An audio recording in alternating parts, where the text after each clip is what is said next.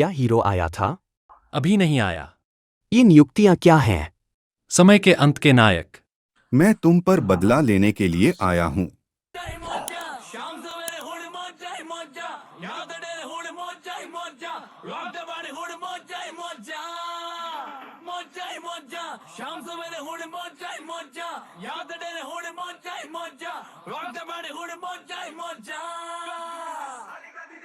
मेरा शरबत वर्गा ओ माही तेनु गट गट पीला ओ माही मेरा दिल मैनू कहीं जाए खुल के जीला ओ माही मेरा शरबत वर्गा ओ माही तेनु गट गट पीला ओ माही मेरा दिल मैनू कहीं जाए खुल के। معانا بقى النهارده فيلم أعجوبة، فيلم كرتون لايف أكشن، إثارة، تشويق، دراما، رومانسية، استعراضات وغنى. فيلم فيه كل حاجة، وزي ما انت شايف كده ده البطل بتاعنا، البطل الخارق أعجوبة، حاجة زي كابتن أمريكا كده بس هندي. في البداية كده احنا في المجرة في الفضاء الفسيح، وبنشوف نجم بيظهر فجأة وبيتلألأ، ودول بقى مجموعة من الفلكيين قاعدين بيشوفوا النجم اللي كانوا مستنيينه بقالهم سنين، بس هم تقريبا كده بره الكوكب كله. قالك احنا بندور على نجم، يبقى نطلع ندور عليه فوق سطح القمر. استنوا ما تقولوش احنا بنشوف هلال رمضان صح، وبكده بنعرف ان خلاص الحمد لله عرش باهرستان هيكون ليه وريث. الملك بقى يا عيني بقاله كام مره كل لما مراته تخلف الواد يموت، لكن النجم ده بقى هو اللي هيحمي الامير. امين.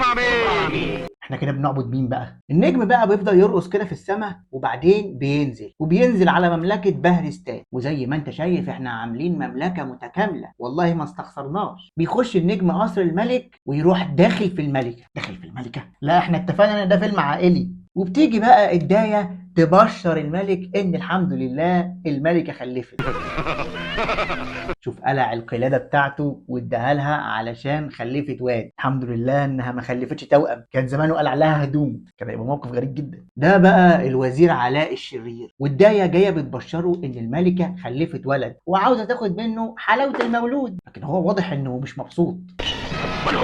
هو شفت بيقول لها منحوس، وبيروح مديها بالرمح يخليها زي ما انت شايف كده زي الفرخه، والرجاله بيجوا ياخدوها علشان يحمروها في الفرن. وبعدين بيجيبوا الدايه اللي هو كان متفق معاها انها تقتل الواد، وهي بتترجاه وبتقول له انا اديتها نفس الجرعه وهي مصممه تخلف. اعمل لها ايه؟ الواد في منتهى الرخامه سيادتك مش عايز يموت، تقولش صحته جت على الدواء اللي بينزل الحمل، ولا كأننا مدينه شاي بلبن. مكافأة ليها بقى بيقول لها انه هيوريها القصر من فوق وبيروح حادفها. ايه لا شرير يعني مش اي كلام. ايه ده؟ احنا ايه اللي جابنا الماجيك لاند؟ ودي مملكه بهرستان من الطياره الهليكوبتر بتاعه الملك. ما شاء الله يا مولاي بلدكم معفنه قوي. وبيقيموا الافراح والليالي الملاح احتفالا بوصول الامير اللي هيورث عرش بهرستان. وفجاه كده بيشوفوا حد طاير في السماء. ايه ده؟ بص يلا شكله ايرون مان. واحد جاي بقى ايه على بساط سحري، يعني لمسنا في قصه علاء الدين مش مشكله، بس شوف التصميم اللي احنا عاملينه والله ما بخلنا. او نازل يغني من فوق على السلطنه بقى اللي هو فيه، ما هو طاير من على الارض حرفيا. اما مولاي صاحب واجب برضه بيرد عليه، يعني مش هيسيبه يقول هو لوحده.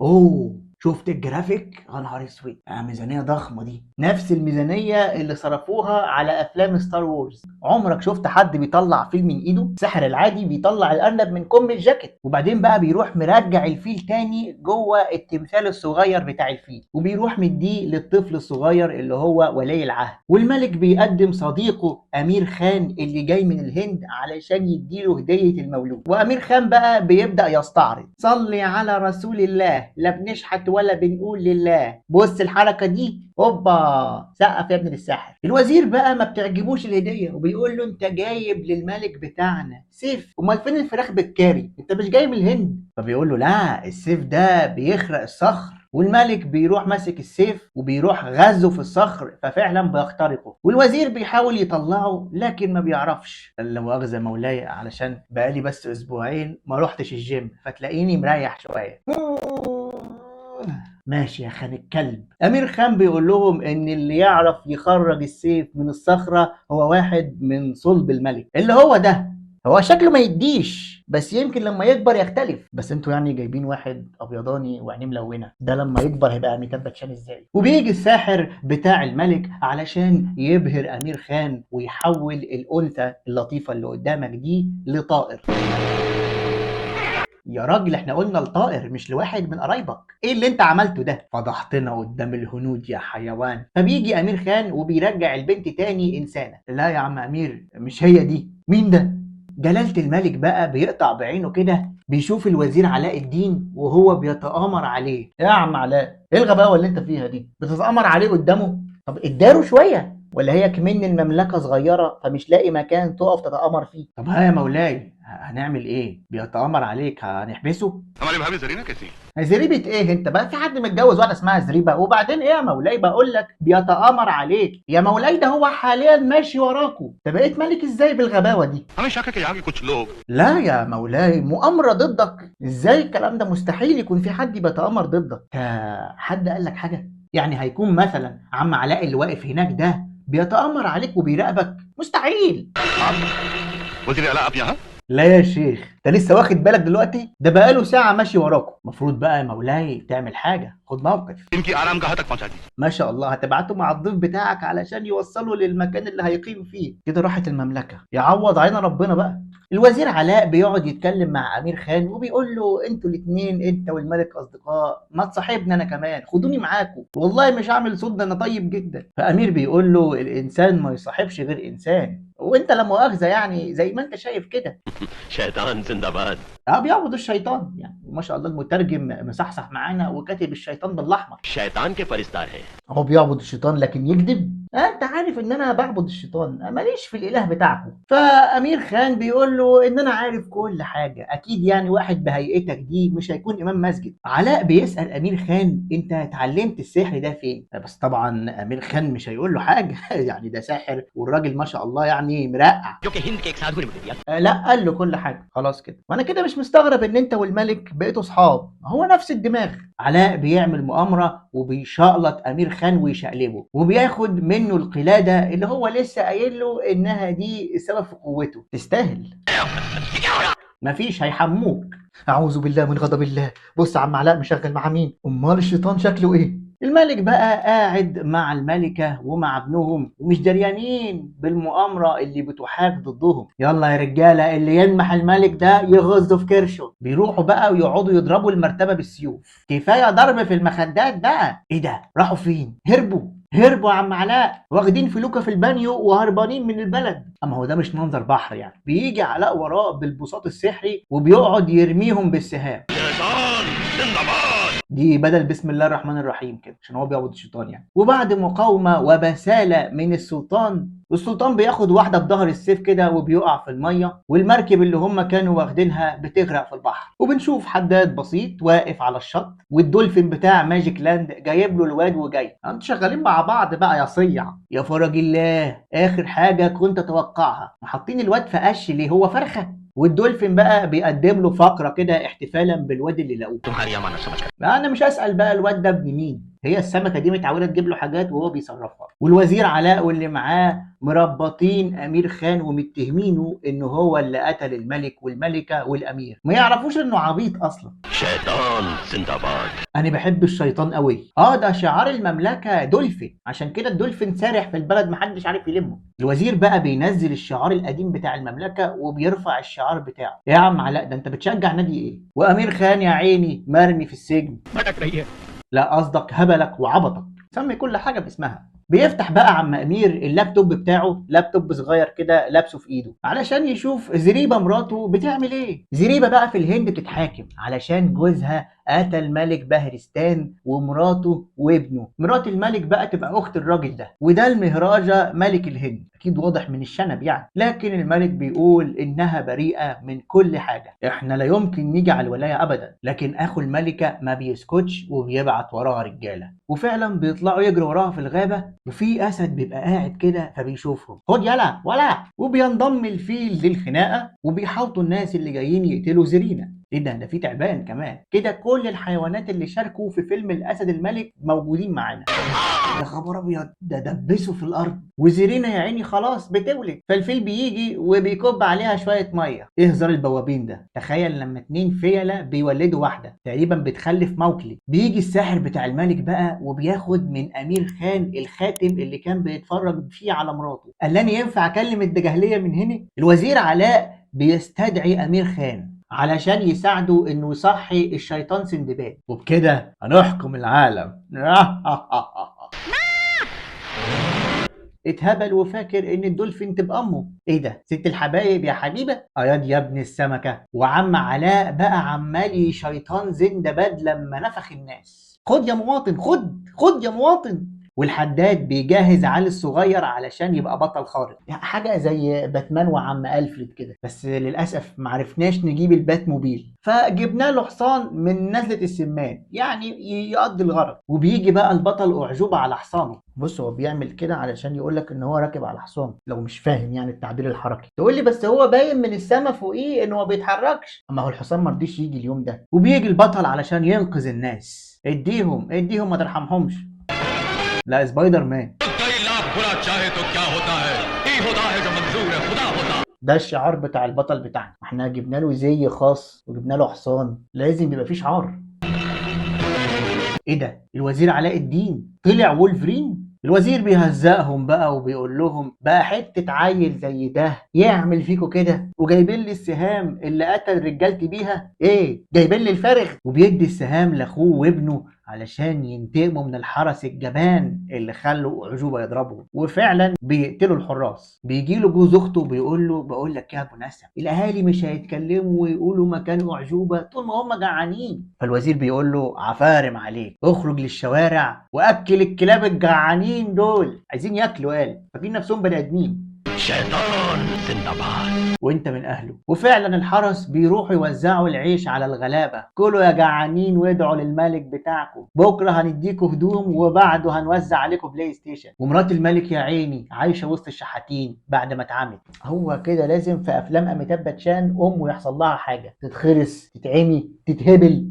الملكة بتسيب العيش وبتقول ايه ده موزعين عيش حاف كده من غير غموس. فالاهالي لما بيشوفوها بيسيبوا الاكل هم كمان، وبيرجعوا فعلا العيش للحرس وبيقولوا لهم احنا مش هناكل غير وجبات من بازوكا. والملكة بتنبسط منهم وبتقول لهم ما شاء الله عليكم، ابقوا خلوا الشهامة تنفعكم. وماشية بتشحت في الشوارع، ساعدوا المحتاج عاجز النازل. فبيشوفها جوز اخت السلطان اللي هو الوزير علاء الدين وبيتنمر عليها. بيقول لها بقى انا لو اديتك روبيه ربنا هيديني كتير صح؟ وبيحدف لها الروبيه وبيقول لها معلش بقى انا عاوز ربنا يرجعها لي 100 ضعف. وبتقول له طب ان شاء الله يعني ربنا يوسعها عليك هيرزقك، بس بعدين يعني قول يا رب. فبيقول لها لا انا ماليش دعوه، انا عايز ال 100 ضعف دلوقتي. فبتقول له خلاص يا استاذ في ايه هيديك ماشي، ده انت غريب جدا. اصبر حضرتك، انت لسه باعت الفلوس دلوقتي 48 ساعه وهتسمع في حسابك، ما تبقاش غلس. ولما بتلاقيه رخم بتقول له خد يا ابني فلوسك وغور في 60 داهيه، ده ايه الاستباحه المنيله دي. فبيطلع الكرباج بقى وبيلسوعها. فبيجي اعجوبه وبيحدف سهم في الكرباج، والتاني انت عارف فين. ضوء لمع وسط المدينه رسم نداء لمنادينا، تلك اشاره اعجوبه. شوف اعجوبه رمى السهم وجه في الكرباج بتاع جوز اخت الملك، لكن اعجوبه نفسه لسه على الدائري راكب الحصان. الله امال انت هدفت السهم منين؟ ده هو بيتحكم في السهم عن بعد. بص الفورمه بتاعه البطل الخارق، اول بطل خارق بفورمه محصل ضرائب. وبيقول له انت مش كنت عايز 100 ضعف؟ لف يا. وبيفضل يجلد فيه بقى. عدوا يا جماعه معايا، 3 يلا 4 ايوه 5 اديني 6 لسه لحد 100. انت مش كنت عايز 100؟ الملكه بتقول له خلاص يا ابني سامحوا ربنا ياخدكم انتوا الاثنين، هو منه لله ربنا هيعاقبه. उसी के कहने से कोई इंसान يا شيخ اتنيل الراجل ده لازم يتضرب.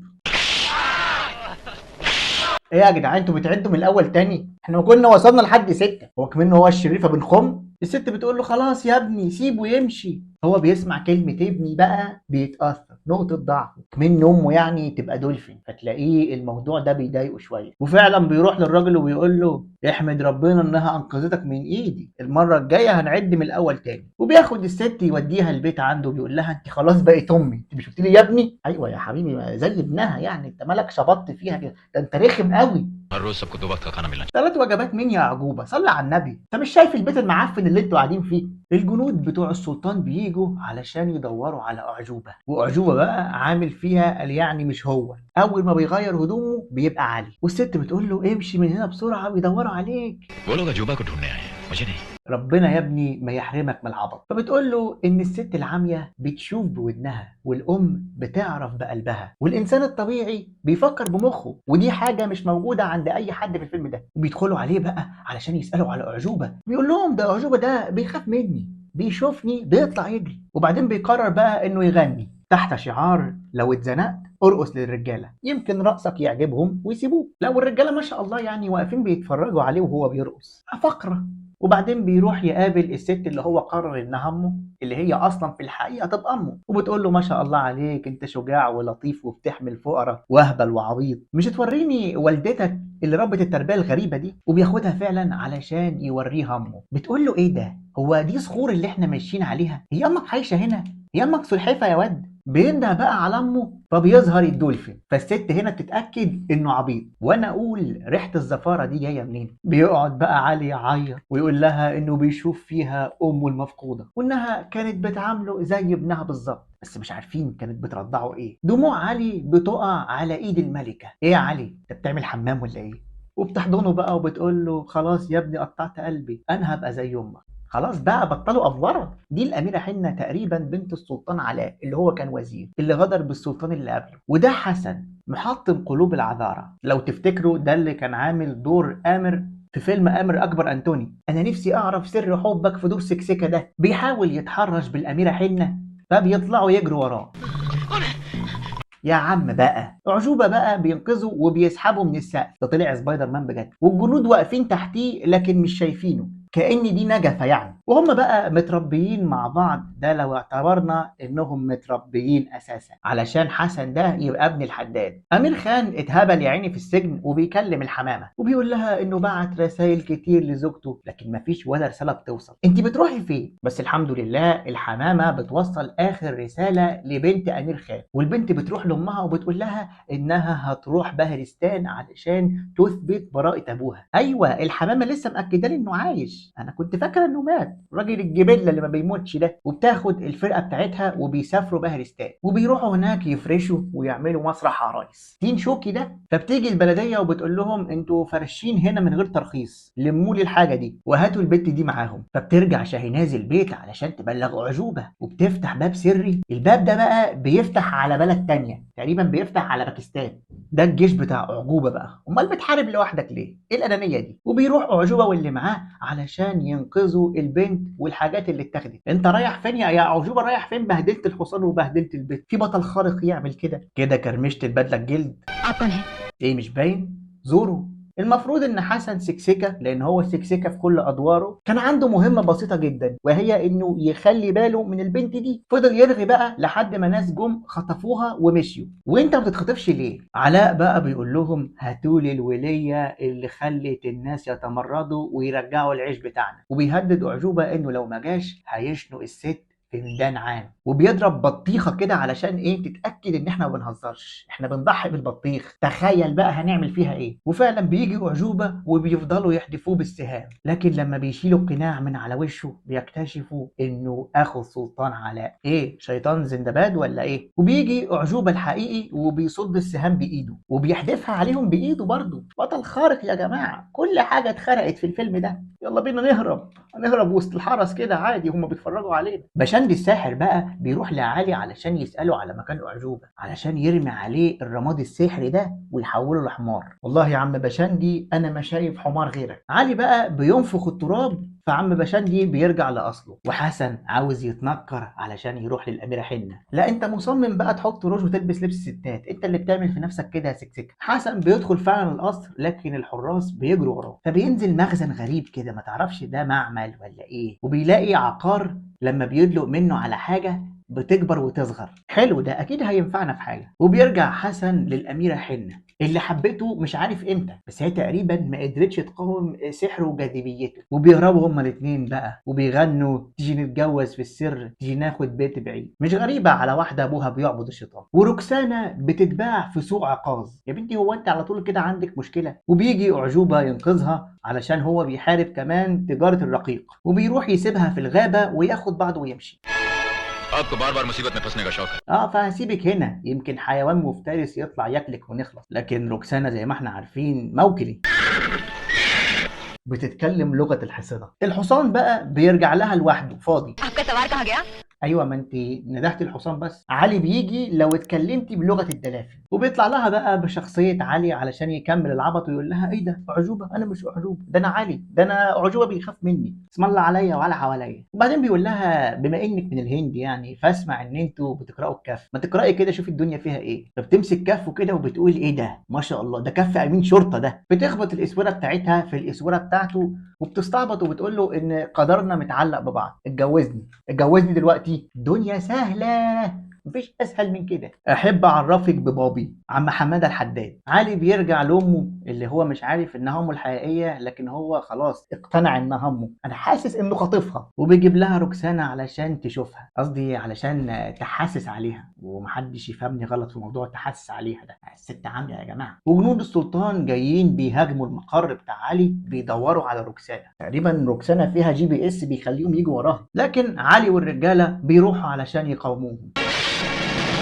ايه يا عم المخالب انت كمان يا بدي، يا عم يا ابو مخالب انت لسه عايش؟ حد يا جدعان يذبح الفرخه دي. الامير الطاف بيثبت ام علي بالسيف. معلش يا طنط بس انا لازم اقول لك كده، انت بصراحه نقطه ضعف، مش عارفين نتخانق وانت موجوده. وهي بتقول له ما تسمعش كلامه، ده بطنه فاضيه، كملوا المعركه. لكن هم طبعا بيستسلموا علشان مش هيضحوا بيها كده، الفيلم ممكن يبوظ. والامير الطاف جايب روكسانا علشان تليفه، لكن هي بترفض. بقالك ساعه بتستحمى وريحتك قلب المكان. وعلي وحسن مربوطين في الشمس علشان يبقوا نص سوا. طبعا انت واخده على البهدله، وفجاه كده بتطلع لهم سلعوه من البحر. مش ده الشيطان زندباد؟ بتيجي الكابوريا المشوهه دي وتقطع السلسله وبترجع البحر تاني. ايه القرف ده؟ لا ما تنقذيناش. وبيعرفوا ان السلعوه دي تبقى صاحبه الدولفين. الاشكال الضاله اللي انت مصاحباها دي. الامير ادهام سينج جاي يطلب ايد الاميره حنه اللي هي حسن سكسكه بيحبها. فحسن بتجيله خطه بقى ايه، انه هيطلع العقار اللي بيحول الناس لعقله الاصبع. مش حارمينك من قصه، دلع نفسك انت بقى. وبيخلوا الواد اللي معاهم يمسكهم ويحدفهم عليهم بالنبله. روكسانا بتقابل حنه، وحنة بتقول لها انها لا يمكن تتخلى عن حسن سكسكة ابدا، ولو حصل له حاجة هتقتل نفسها. प्यार के फूल सिर्फ हिंद में ही खिला करते हैं। ليه وباقي البشر حلاليف يعني ما بيحسوش؟ ايه العنصرية دي؟ حسن بيطلع لحنة من ورا العمة وبيقنعها انها توافق بالعريس، وعلي بيطلع لروكسانا من ورا العمة التانية وبيقنعها ترقص للرجالة. ما تحبكيهاش كده بقى، احنا عارفين انك رقاصة. ايه رأيكم في التفاهة؟ حنة بتاخد حسن وبتحطه في عبها، لكن روكسانا بتوقع علي في كاس الخمرة. وجوز اخت الملك بيبعت روكسانا على السجن لحد ما توافق على الامير الطاف. والامير سينج بقى بيحاول يقنع حنة انه اجمد واحد في الهند، فبتقول له لا لما تبقى ملك عشان ابقى انا الملكة بتاعتك. بيقول لها انا ما ينفعش ابقى ملك طول ما ابويا عايش. جدع يا سينج. لو وافقتي ممكن ابويا يموت بكره، يموت دلوقتي لو حابه يعني. البغبغان الرخم ده بقى بيروح لامير خان وبيبلغه ان بنته موجوده هنا، جت تخرجك من السجن اتسجنت. والطائر بيروح لروكسانا وبيقول لها ابوكي في الزنزانه اللي جنبك بقاله بتاع 50 سنه، بس خدي بالك بقى عشان اتعبط على الاخر. يا عيني من كتر الهبل بقى بيعد شعر باطه دلوقتي. ابوها بيقول لها ازيك يا روكسانه وازاي امك، فبتقول له احنا بخير يابا بس محتاجينك وحشنا قوي. والواد عوض دخل الجيش، واسماعيل باع البهيمه بتاعته عشان يسافر ايطاليا. علي بقى بيحاول يتسلل للزنزانه، لكن في نمر بيحرس المكان، وفجاه كده مفعول الجرعه بيبطل وعلي بيرجع لحجمه الطبيعي تاني، وبيحدفوا عليه نمر لعبه جايبينه من اخر العنقود. Do you love me؟ وبيديله دبل كيك في بقه بيحوله لسجاده، مروض النمور الاول، وبيقدر انه يحرر روكسانا وابوها. ये है क्रांतिकारी अजूबा। لا عجوبة ايه، الراجل مش لابس الطقم، ينفع برضه اول مقابله مع باباكي يقابله كده؟ ما شفتوش انت يا حاج بالطقم الجلد مختلف تماما. يا عليك يا روكسانا. يقول لها هو ده أعجوبة اللي هينقذ مستقبل بهرستان؟ وحسن بيطلب من علي انه يرجعه كبير تاني. ما ترجعوش يا علي، سيب سكسكه الكلب ده حد يجي يدوس عليه. للاسف رجعوه كبير تاني. ايه ده كبير قوي يا جماعه. لا مش ده اللي احنا طلبناه، احنا طلبنا الميديا. ايوه هو ده الطلب بتاعنا. عم امير بيقول له لو معايا الخاتم السحري بتاعي، الساحر الغشيم بشندي ده خده مني عشان يكلم الدقهليه. فعلي بيجيبه له بيقول له انه خده منه بعد ما حوله الحمار. فبيفتح بقى اللابتوب علشان يشوف مراته، فبيلاقيها بقى متبهدله على الاخر. وبيشوفوا الراجل كده هم رايحين عنده، وروكسانا بتقول لهم ان ده العراف اللي بيعالج المرضى. ايه ده يعني ده شيخ طريقه؟ وبيطلع العراف اللي بيشفي الناس بقى ده هو السلطان علي بتاع زمان اللي وقع في الميه. الدروش بقى يا عيني بعد ما وقع في الميه وسمى نفسه على ابو خطوه. فبيقول لهم يا جدعان ده السلطان، ده علي كرشه، انتوا مش عارفينه؟ فام علي الحقيقيه بتسمع بقى وبتقول ايه ده؟ السلطان عايش كل ده وسايبني متدلع وعامل فيها شيخ طريقه وسايبني اشحت في الشوارع. कुदरत का अजीब खेल है। مفيش سخريه اكتر من كده، احنا في منتهى المسخره اللي في الدنيا. हमारे सुल्तान भी जिंदा है और मलिका भी। دي معجزات كتير بقى، احنا نروح نحج. علي بقى بيوري الملكه جوزها في الخاتم وبيقول لها بصي ما شاء الله عليه، بقى شبه الاستاذ رشوان توفيق. दोनों ऊपर वाले की देन। انت بتكلمهم انت كمان يا حاج؟ هو ده فيديو كول ولا ايه؟ मसीहा एक बार फिर जमीन पर उतरा। وانت شفت ملايكه قبل كده فين يا علي؟ انت امك دولفين صحيح مش مشكله. بيقولوا انهم لازم يسافروا الهند عشان يرجعوا السلطان، لكن روكسانا بتقول انه مش فاكر اي حاجه من الماضي. بقى يا عبيط يا جماعه، بقول لكم عبيط. فبتديله الفيل اللي كان امير خان اداهوله زمان، بتقول له اديله التذكار ده احدفوا عليه كده هو هيعرف كل حاجه. امير خان بيحذر علي وبيقول له ان الخنجر اللي بيصح الشيطان اللي الوزير عايزه السلطان كان مخبيه، والمفروض محدش يعرف مكانه بقى. فالحمار اللي هو كان الساحر بيسمع وبياخد جرعه بتحوله لبشر. مخبي حقيقتك عن الناس ليه يا بشندي؟ وبيروح الساحر بقى وبيقول للوزير كل حاجه. السلطان طلع عايش، وعلي خد روكسانا وخد امير خان ومشي، والدنيا غربت وانتوا قاعدين هنا ولا دريانين. شوفوا له بقى حاجه ياكلها احسن بقاله كتير متحول حمار وبياكل برسيم بس. والشحاته العاميه كمان طلعت هي ملكه بهرستان. الله، امال احنا قتلنا مين؟ حنة بقى بتقول له انت طلعت صايع والناس كلها بتقول عليك كده وانا ما كنتش مصدقه، وبتسيبه وتمشي. وابو نسب بيقول له سيب الطاف ابنك يسافر للهند على البساط السحري ويجيبهم من قفاهم ويجي، والامير قدام سنجي هناك هيساعده. هو كده كده عاوز يقتل ابوه ويقتل سلطان بهرستان ونكسب كلنا. فالوزير بيقول لهم على بركه الشيطان. ما هو بيعبدوا الشيطان بقى، واهم حاجه تجيبوا الخنجر اللي بيصح الشيطان، بقاله كتير نايم. الطاف بيتفق مع ادهام امير الهند علشان عاوز يقتل ابوه، لكن ما ينفعش يقتل ابوه بنفسه كده، الناس هتمرضوا. مش علشان هو ابوه ولا حاجه، هو مستعد يقتله دلوقتي. فبيقول له انت تقتله وانا اعرفك مكان الراجل المكذوب اللي عامل فيها مبروك. واحد من الحاشيه بتاعه المهرجه اللي هو سلطان الهند بيسمعهم، والامير بياخد الرجاله وبيروحوا عند العراف. اثبت مكانك، مباحث الاموال العامه نصاب، نصب على الناس دي كلها. وبياخدوا السلطان اللي هو عامل فيها العراف وبيسالوه الخنجر فين. ومرات امير خان معاها الفيل صديقها والبطل الخارق اعجوبه، وبيروح اعجوبه علشان يحرر السلطان.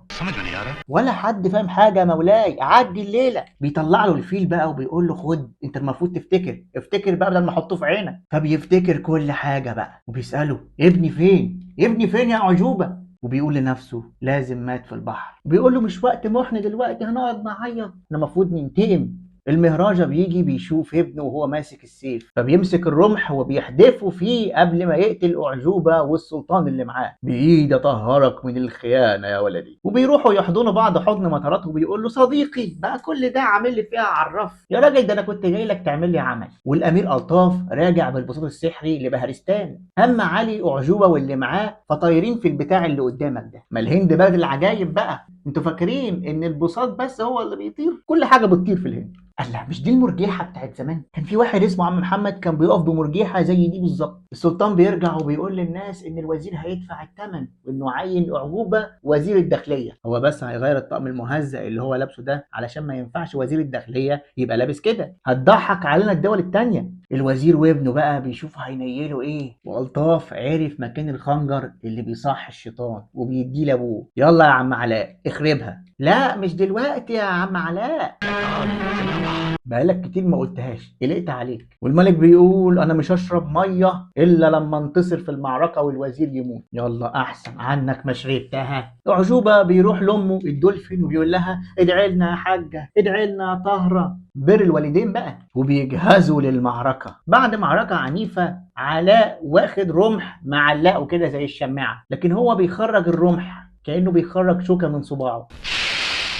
ما انا نسيت ان انت عراف. الملك بيدي الملكة شربة زيت خروع بتشربها نظرها بيرجع، وبيحتفلوا بقى انهم خلاص موتوا الوزير الشرير. لكن الوزير بيغز الشيطان بالخنجر، فبيصحى الشيطان بقى. هو ده الشيطان زندباد، وشيطان بيجي يقفش السلطان، وبتدور معركة ما بين أعجوبة وبين الوزير. حسن بيقتل ألطاف، كده دورك خلص روح. وأعجوبة بيغز الوزير، لكن الوزير عامل زي السفنجة بيطلع السيف عادي، خلاص ما بقاش بيحوق فيه. والوزير بيفضل يغز في أعجوبة لحد ما أعجوبة بيوصل للسيف اللي السلطان رشقه زمان في الحجر. فاكر انتوا تعبتوني. ما كل حاجة وليها لازمة في الفيلم ده، احنا ما بنعملش حاجات وخلاص كده. بيسحب أعجوبة السيف من الحيطة وبيقلع القناع بقى. انا قررت اكشف عن شخصيتي الحقيقيه. وبتنتقل المعركه لفوق البساط السحري. اعجوبه بيشعلق الوزير من رجله، فالسلسله اللي خدها زمان من امير خان بتقع. اتاري دي هي سر قوته. وبيروح حادف الوزير وبيروح حادف فيه السيف، فالوزير بيبدا يتحمر كده زي الكبده، بقى شبه البرجر. نيجي بقى للشيطان زندباد. عاوزين نشيل الخنجر ده يا جدعان. اعجوبه بينط على الخنجر وبيشيل الخنجر من الشيطان، فالكهرباء بتفصل فبيسيب السلطان. لكن واحد بقى بيلقفه من تحت. لا يا راجل، كل ده لقفت كل ده ياخد سلطانه وبيقع عليه هو كمان، فحسن بيلقفه. الموضوع بمنتهى السهوله كده. وامه بتفضل تدعي له بقى ربنا ينجيك يا ابني، ربنا يحرسك وتنجح في الثانويه العامه. فبتنزل حاجه من السماء في ساعتها على علي فبيصحى، وبتعود المملكه تنعم بالسلام تاني. وعلي اتجوز روكسانا، وحسن اتجوز حنه، والسلطان والسلطانه رجعوا تاني علشان يمارسوا المراهقه المتاخره. تعمل لايكك الجميل، اشتراك في القناه، فعل الجرس، شير الفيديو، مش محتاجه يعني. كان معكم صبري محروس، لحد ما اشوفك الفيديو الجاي. اقعد بالعافيه.